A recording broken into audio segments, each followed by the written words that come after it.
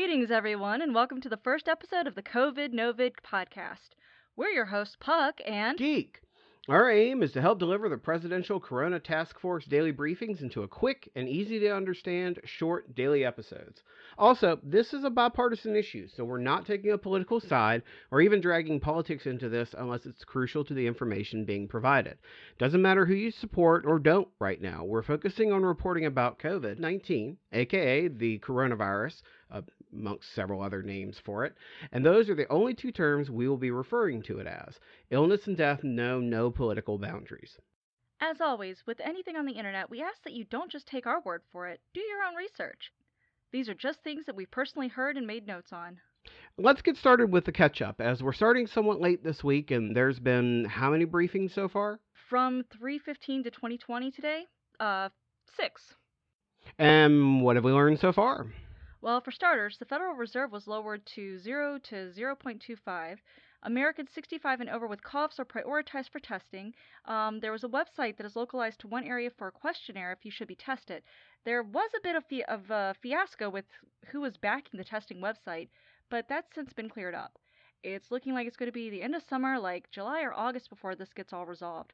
The president did get tested, by the way, and the results came back negative. There's talks of the U.S. economy heading towards a recession, and we could see up to a 20% unemployment rate. They're pushing through a lot of things to get the medical stuff approved a lot faster, too. What's taking so long with a lot of this stuff in regards to testing and the like? So apparently, they inherited a system that was not meant for this kind of outbreak. They've been working to adapt it to the best of their abilities on such a short notice. I mean, on the 16th, they just started administering the first vaccines as a phase 1 trial. What's that mean? So for 65 days, 45, quote, normal individuals are being tested ages ranging anywhere from 18 to 55. It's taking place in Seattle, and that's one of the hardest hit areas so far. They were given the vaccine on the 0 day, so on the 16th, and I think it's in 28 days later they'll be administered a second dose and eventually a third one. They'll be closely monitored and followed for 1 year after. All right, what about pregnancy or folks that are immunocompromised like myself? Well, it was stated by the president that pregnancy is not a concern here, but in the UK, it's an underlying condition. And on the 18th, believe it or not, a newborn tested positive for COVID-19. So I'd personally say that's a matter of concern for all expectant mothers. And immunocompromised folks like yourself, they're urged to stay as far away from the public as possible. Trust me when I say that is not a problem. From what I understand, the president did explicitly say not to go out into public places to dine or go hang out at bars. As we see more and more of these businesses closing doors, what will that mean for them? And wasn't there something about a hack that went on with the Health and Human Services computer systems, also known as the HHS? Do we know who was behind that? There's a lot in the air right now, pun definitely not intended, but from my understanding of it, the president was supposed to have signed into action protections for both businesses with less than 500 people and over 500. There's also talks of a stimulus package being released, but we don't know how much or even when that'll be. Supposedly, small businesses, airlines, hotels, and American workers are supposed to get checks immediately once it's passed. On the HHS systems, we don't know the source of the hack or even who launched it, and as far as I know, there was no penetration. Now, FEMA is supposed to be involved, correct? It was announced that they were expanding remote testing sites on the 16th. Yep. Also, I don't know if you're aware, but it's at a level 1, which for those that don't know, it's considered the most severe level. We have 2 naval ships, Mercy and Comfort, that are both supposed to be deployed to act as extra hospital spaces for the infected too. From what I gathered, Comfort is in San Diego, but from also what I heard the other day, Comfort is not actually going to be used as a full-on site for the infected. It's going to basically be used to offset I would say healthy is kind of a loose term, but the people that are asymptomatic or just generally need to see the hospital. Makes sense with hospitals being overwhelmed with the amount of people that they are likely going to be seeing. Having a space that's disease free, that's available for the extra spaces, that's definitely going to come in handy. And those ships have served very well over the years, with our Navy doing comfort missions all over the world. Oh, so they're actually like a ship that you're aware of? This is the first time I've ever heard of them. Comfort and Mercy, yeah, they're 2 naval vessels that are, I've heard about them. In fact, I think I may know somebody that served on them or at least worked with some of the people there. But they're ships that basically the Navy has outfitted as hospital ships. So if there's combat situations where there's a lot of casualties, natural disasters, pandemics, things like that, these ships go around and basically again, serving as part of the U.S. Navy, give comfort and aid to the people that need it. It's unusual to see them being used in the U.S. like this, but then again, we've not really faced anything like this in any lifetime that's still around where we would have even had this capability. I mean, the last big pandemic the world faced at this level was the 1918 Spanish flu. And I assume they weren't around during that. There may have been something similar to it, but if there are, I don't know what the names were.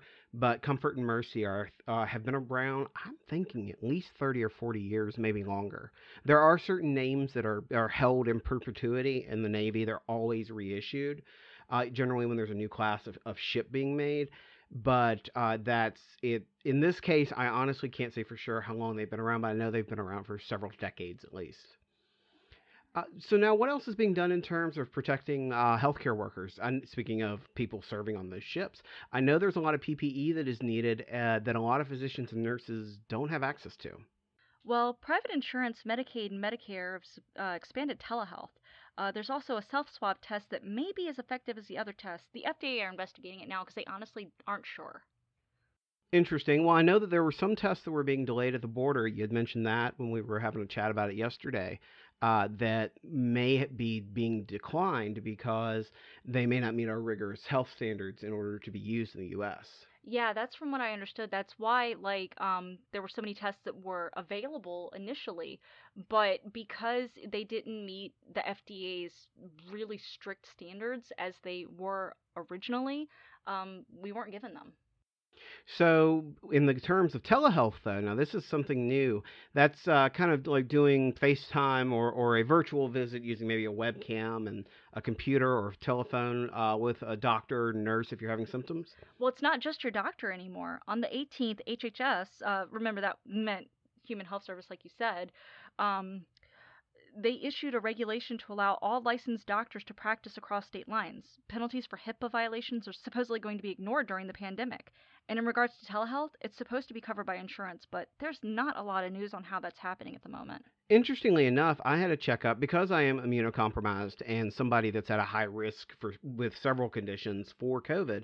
We had a in-person visit with my doctor, and actually we asked him at the time about telehealth. And he actually as soon as he was done that day, he was going to start looking into it because what he's trying to figure out is how he's going to get paid for it.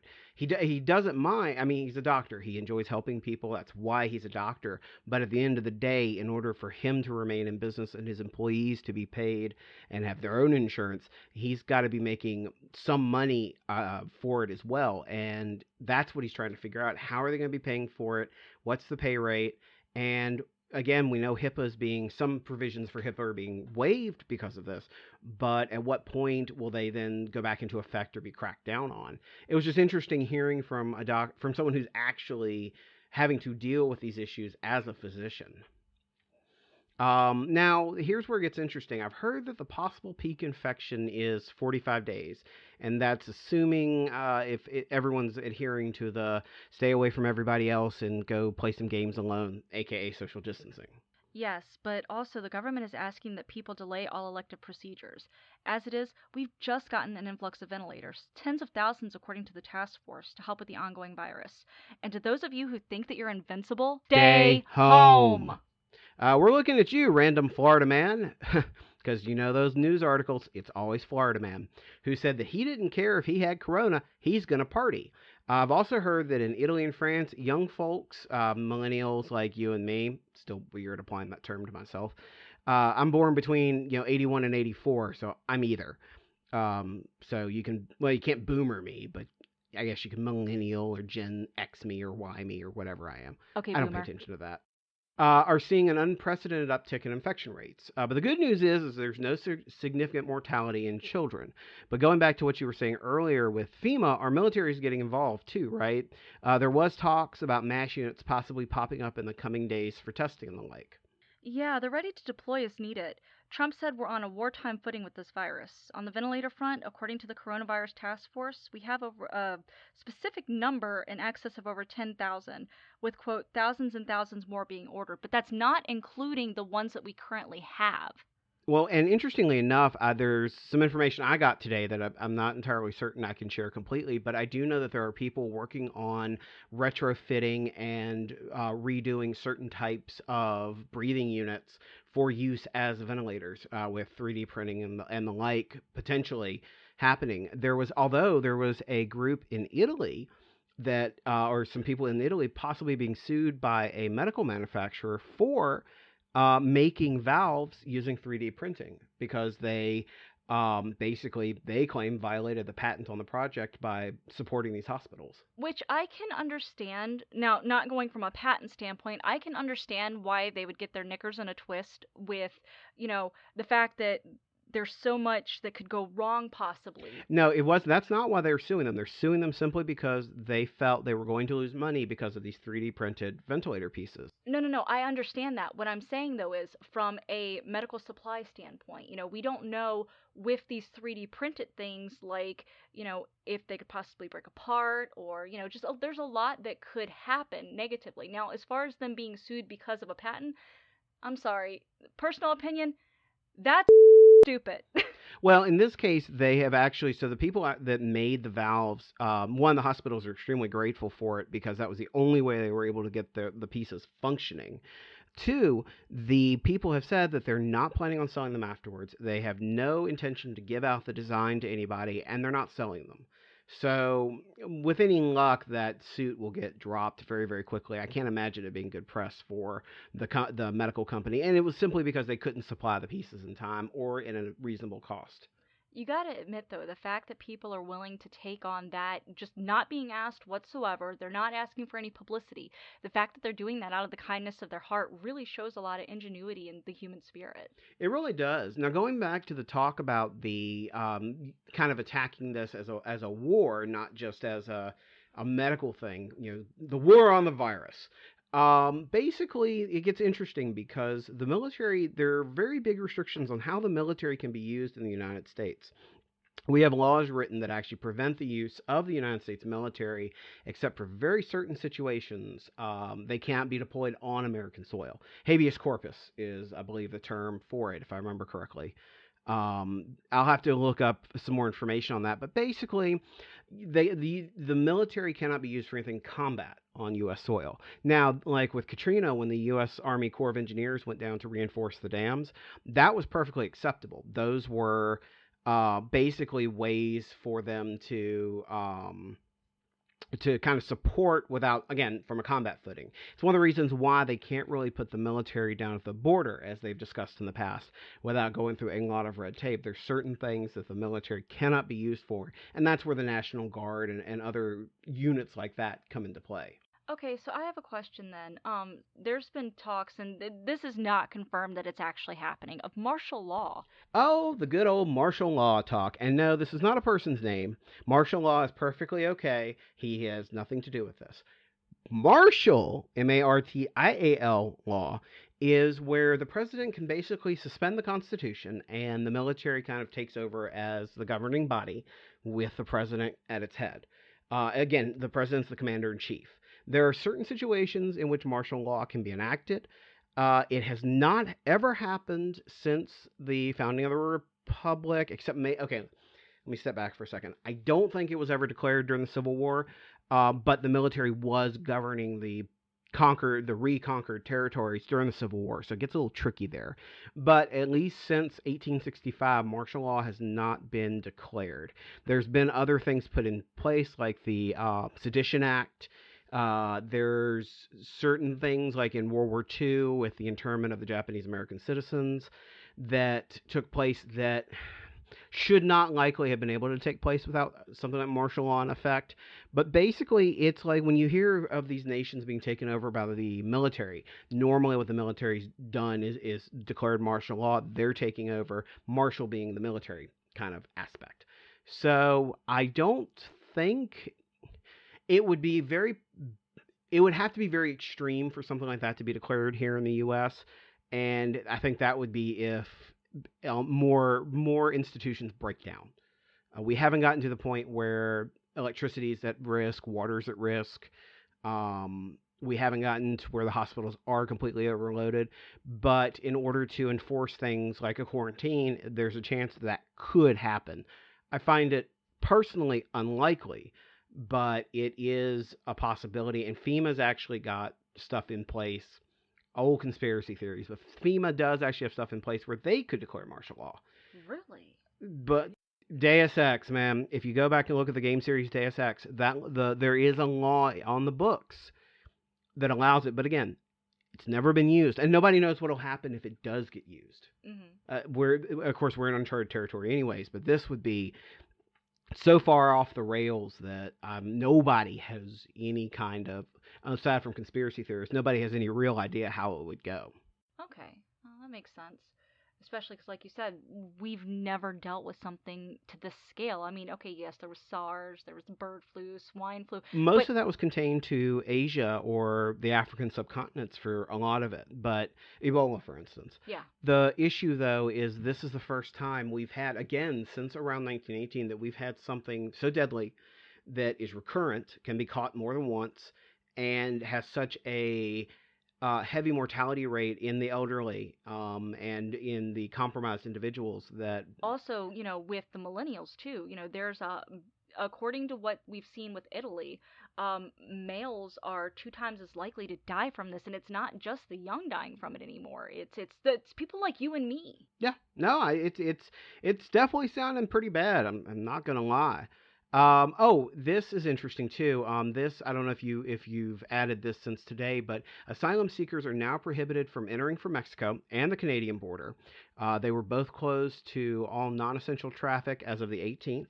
Now, Hmm. if you are an American citizen, they will not bar you reentry, but or a permanent resident slash you have the visa authorizing you to be here. But if you are not a U.S. citizen or one of the appropriate groups, you're probably not going to make it in on either direction. As they said, it doesn't make sense to close one border and not the other. Yeah. So you can't get in from either way. The only thing that's not being suspended is like medical emergency stuff, free trade. Trying to think, there was a couple other things Well, it's too. interesting because, like, for instance, trade's not going to be affected, but how's that going to be the case if the drivers are not American citizens and they're not one of the appropriate groups? If they're just delivering, honestly, I have not looked at the transportation aspects of it, but it would be interesting to see how they get the items from Canada and Mexico down here and up here. If the people aren't citizens that are driving it, I guess maybe they would have a appropriate work visa, but it gets interesting. There's a lot that we don't know going forward how it's going to transpire, and that's what scares a lot of people is the unknown. I mean, with all the border closings that we have, the travel restrictions, I think there's like a bunch of places that we've suspended travel to, isn't there? Pretty much everywhere. The UK is, unless I see here, it may be that the UK has been added to it, but at one point the UK was the only one we weren't suspending travel to. No, we've suspended travel to it since, from what I understand. And so, I mean, we're talking like, I'm seeing about 25 countries here. I'm not going to try to read them all off, but pretty much Europe, Africa, Asia, you know, everybody. We're just, hunkering down. Even if it's part of the North American continent, chances are you can't go. Yeah, I wouldn't try. If you've got travel plans, now's the time to see if your travel insurance will kick in and get some of those trips canceled.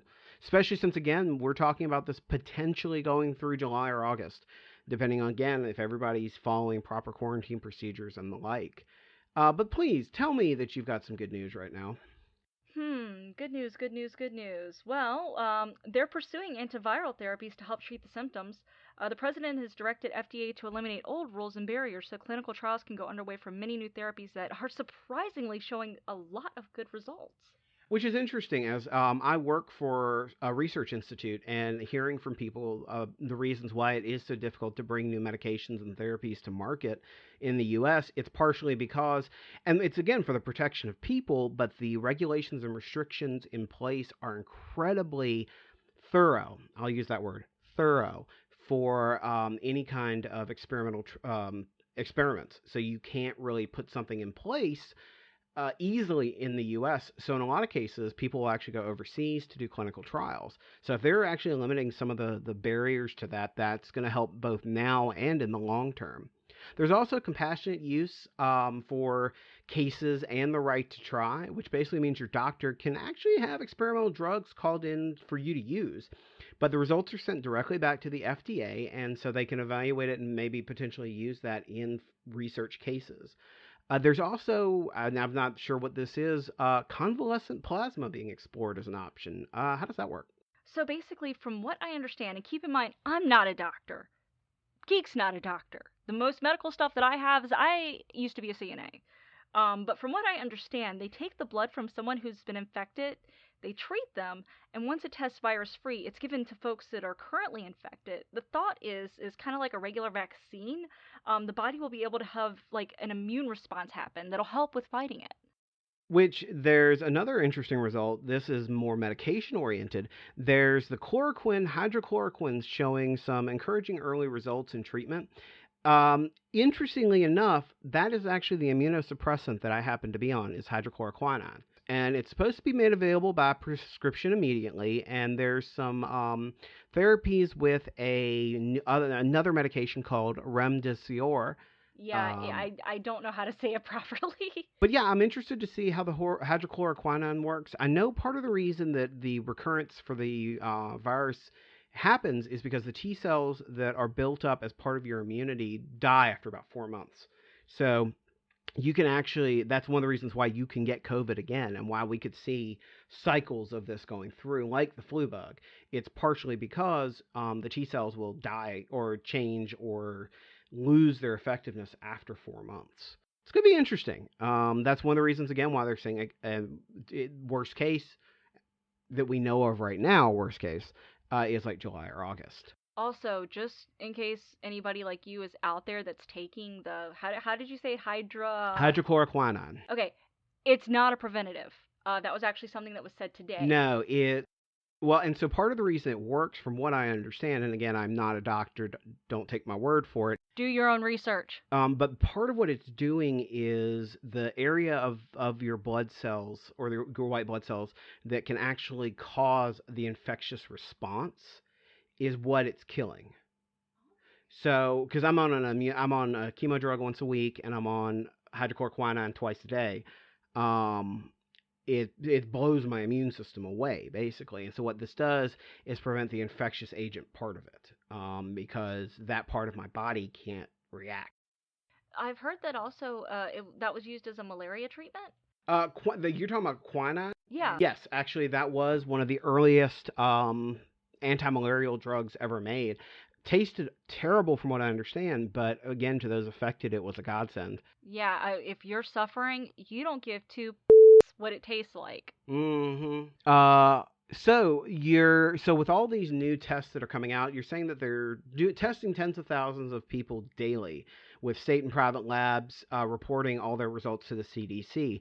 So, does it sound like they're moving a little bit faster now, or are we still seeing kind of a building up of a response? Well, they're actually, yeah, they're going a lot faster. And going back to your comment about healthcare workers needing PPE, supplies are actually becoming more readily available, being that, guess what? Industrial masks are now being approved to be used. We have folks who are working constructions who are donating these masks to healthcare workers, and 3M is really stepping up.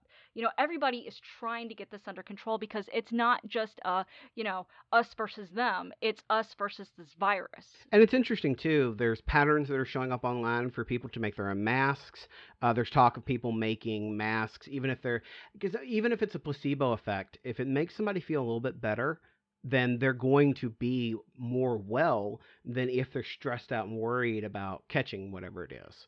Going back to the placebo effect thing, though, that's the weird thing about the human body. You can tell somebody, hey, this is a sugar pill, and it's going to relieve XYZ PDQ.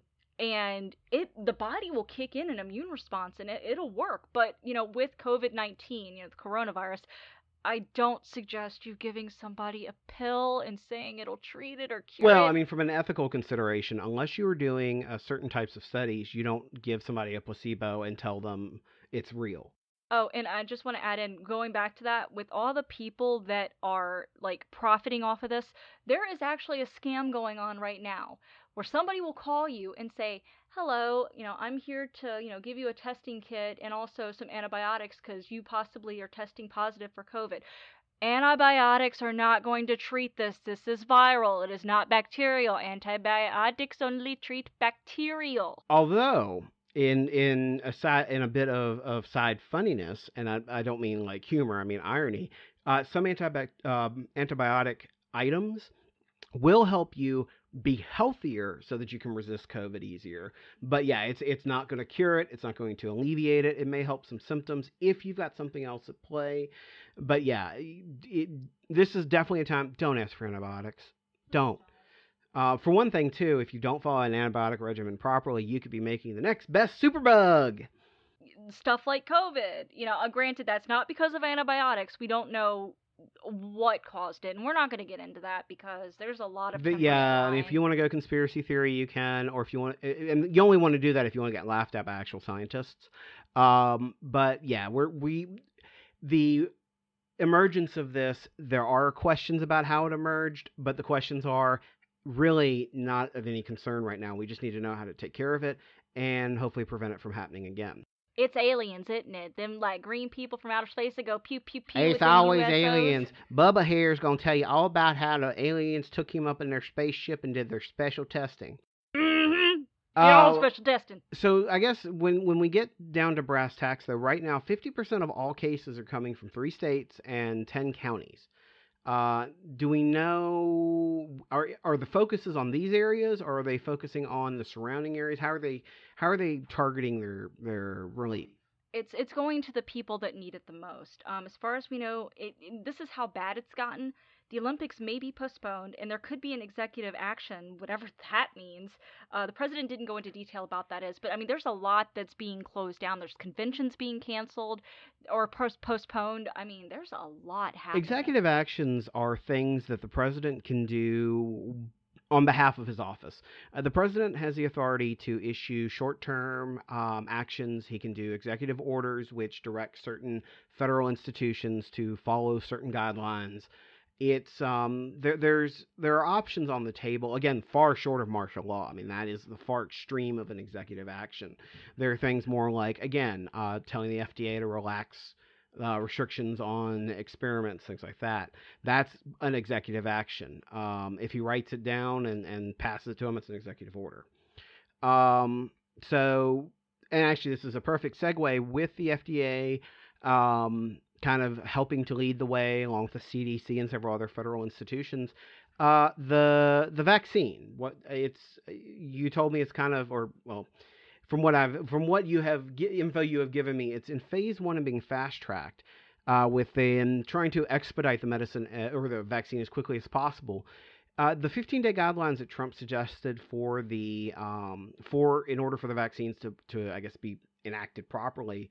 Do we know when that's going to be extended? Well, the 15-day guidelines are more of the whole social distancing thing. And Oh, okay. also, yeah, there's a list on the official White House Facebook of things that the president suggests, social distancing, wash your hands, which I'm sorry, if you ain't been washing your hands before now, hopefully this will teach you, you know, wash your hands, sing the ABCs, sing it backwards, ZYXWVUT. Come on, people. Space, the final frontier. If you do that one, actually, that will by the time you get to the end of it, you'll have washed properly. And Well, Spock will thank you. He's dead, but Spock will thank you. but yeah, going back to what you said, as far as if the 15-day thing, if it's going to be extended, we'll know on day 14. Unfortunately, they're being really vague. And I say unfortunately, they don't know. And that's the scary thing. There's so much that people don't know about this. Well, speaking of what we do know, you're kind of a retired CNA at this point. Given your training and what you've worked in and things that you've seen in the past, what would you suggest to help combat this? Again, please being note this is not medical advice. This is just life experiences. So, again, use your best judgment. I did work around a lot of infectious diseases, and so my ex was also immunocompromised. So to kind of make sure that I didn't bring anything home, what I did when I got home is I literally took my scrubs off, put them right into the wash with the hottest water. I took my shoes off first and my socks, then the clothes. Hot water washing them immediately. And then I got right into a hot shower. You always need to use soap. That's another thing. Because of how this virus is, soap is an amazing thing that'll kill it. It'll eat away from the outer layer. Not to get all science-y, whatever, because I don't know that much about it. All I understand is that soap kills it. So use soap, please. Um, Also, I washed my hands regularly and I didn't rely on hand sanitizer. Literally, I would look for a place to wash my hands as soon as I went into the patient's room and as soon as I was about to leave. Um, and also, I trained myself really early on not to touch my face. I suggest that as soon as you get home out of public, do this. I also talked to one of my close friends, a former EMT, who also suggests that you do that too. And if you think you've been exposed, number one, tell people. Two, get checked and quarantine. Again, we're kind of all quarantining as is since we don't have a clue who could have been infected, but just keep following the recommendations as best as you can. Know that everybody's situation is different, and just treat everybody with as much compassion as you can in this fun, interesting as the Chinese curse is, time of our lives. Oh, that's terrible. I know that's the Chinese curses. May you live in interesting times. Yeah. Yeah. Just again with the stuff that this has been called and everything.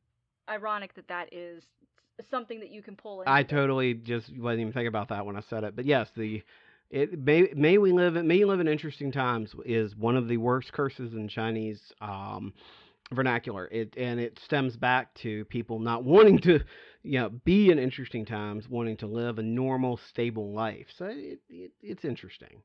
But yeah, I think at this point, based on everything that Puck's come up with and that I have, an ounce of prevention is worth a pound of cure. So follow the guidelines, do the best you can, be as compassionate as you can, and we'll see you guys back for the next episode. Well, I think that sums up everything for this episode. Episode 1 of the COVID-NOVID. This has been Puck and Geek. We wish you good health, compassion, and kindness in the coming months.